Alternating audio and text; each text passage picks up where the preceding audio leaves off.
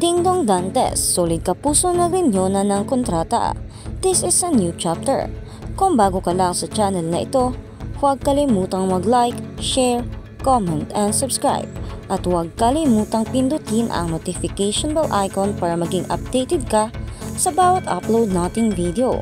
Patuloy ang pagiging solid kapuso ng batikang aktor na si Dingdong Dantes matapos mag-renew ng kontrata kamakailan lang.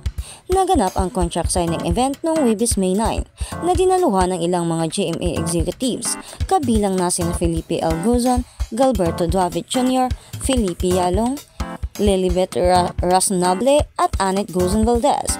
Lubos ang pasasalamat ni Dingdong dahil bukod sa naging tahanan niya ang nasabing network sa mahigit 2 dekada, ito rin ang nagbigay ng platform sa kanya upang ibandera ang kanyang mga talento at mga bagay na kanyang gusto.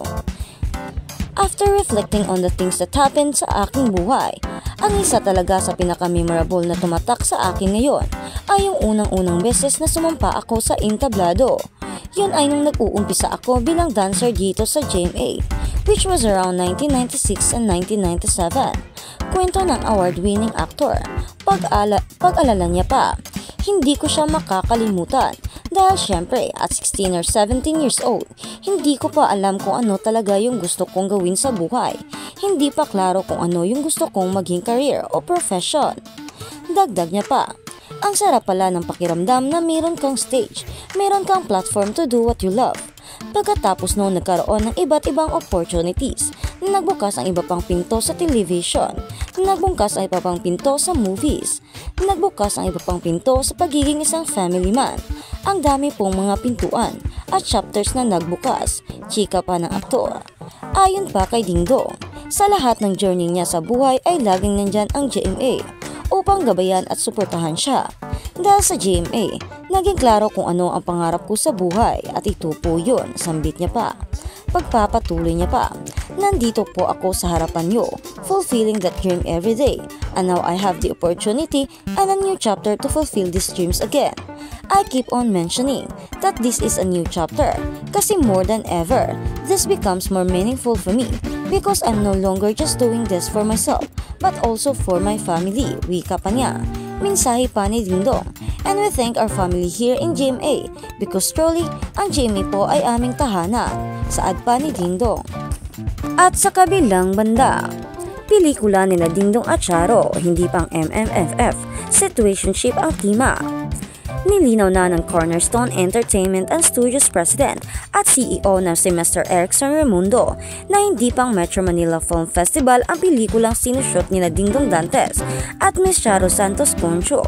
Nagkaroon ng long task ang dalawang bida ng pelikula na ang tentative title ay Love to Love mula sa panulat at direksyon ni Irene Ima Villamor. Unang nakatrabaho ni Dingdong sa pelikulang Sed and Aya, Not a Love Story, si Derek Erin, noong 2018 na produce ng Viva Films at kumita ng 160 milyon. Nakailang shooting days na sina Miss Charo at Dong at tinanong namin kung ano ang takbo ng storya ng Love to Love at sino pa ang ibang cast. Sagot naman ni Erickson, silang dalawa lang at support na ang iba. Betty as Charo, a retired English teacher Professor Forms and a friendship with neighbor and widower Ryan, Dingdong. Hanggang dito lang ang kwento ng Cornerstone Honsho at bahala na kaming mag-isip kung ano ang kabuuan nito. Parang may mga ganitong kwento sa mga k-drama na dalawang karakter lang pero hindi sila naging magkarelasyon kundi situationship na ibig sabihin according to Google ay a relationship that is more than friendship but less than a committed relationship. Oo nga naman, parang hindi rin namin ma-imagine si Ma'am Charo na sa edad niya ngayon ay mapufall pa sa isang guy na mas younger sa kanya. Hindi rin namin naiisip na magkakaroon siya ng love interest sa isang movie dahil halos lahat ng project niya ay widower, grandmother at lady boss na karakter niya ngayon. Speaking of Derek Erin, tsak na may kakaibang flavor na naman ang script niyang ito dahilan para mapa-oo niya ang nag-iisang Charo Santos Concho na masyadong picky sa mga project. Si Paulo Oredane ang cinematographer ng pelikula na paborito naman talaga ni Derek Erin dahil halos lahat ng pelikula nito ay siya ang DOP at tulad nga ng sinabi ni Erickson ay hindi para sa MMFF ang pelikula dahil pinag-iisipan pa nila kung ipapalabas ito sa sinihan o streaming platform at hanggang ngayon ay wala pa itong sagot.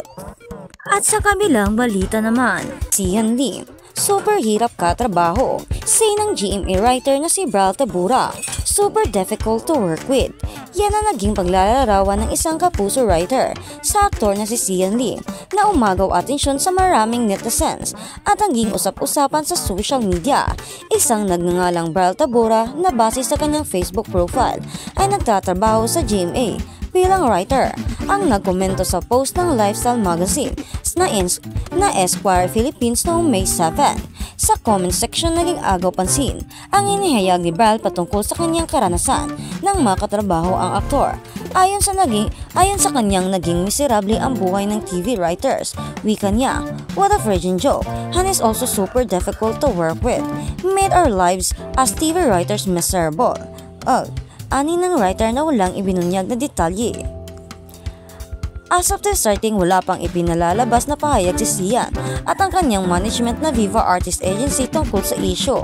Nag-reach out na rin ang Inquirer Net kay Bral pero hanggang ngayon ay wala pa itong sagot. Sa panayam naman ng lifestyle magazine, inamin ng aktor na very happy sila ni Iris sa kanilang relasyon.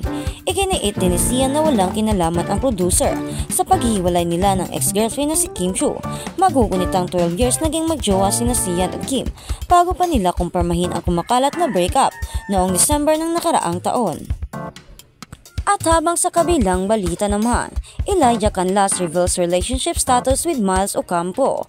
Maiksing ngunit malaman at makahulugan ang naging pahayag ni Elijah Canlas nang matanong siya tungkol sa kasalukuyang estado ng relasyon nila ng ex-girlfriend na si Miles Ocampo. Nakapanayam ng PPH or Philippine Entertainment Portal at iba pang miyembro ng entertainment press si Elijah sa ginanap na advance screening at MediaCon ng High Street at sequel ng Kapamilya Top Training Youth, ang Senior High Series, noong May 6, 2024 sa SM Aurora Taguig. Dito ay nausisa siya kung totoo nga ba ang haka-hakang nagkabalikan sila ni Miles matapos nilang maghiwalay noong November 2023. "Kamusta na kayo ni Miles?" tanong ng press kay Elijah.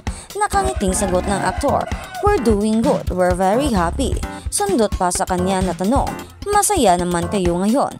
Bago tuluyang hilahin ng mga nakabantay sa kanyang staff ay nakasagot pa si Elijah na of course, we're taking it easy.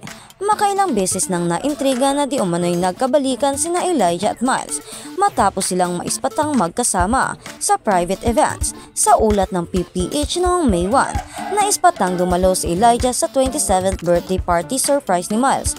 Mismong si Miles pa ang nagbahagi nito sa Instagram nang i-upload niya ang ilang kuhang larawan sa naganap na surprise party na inorganisa ng kanyang mga kaibigan. Sa dami ng larawang ibinahagi niya, isa ang nakaagaw pansin sa netizens, ang isang larawan kung saan sweet na sweet sila ni Elijah.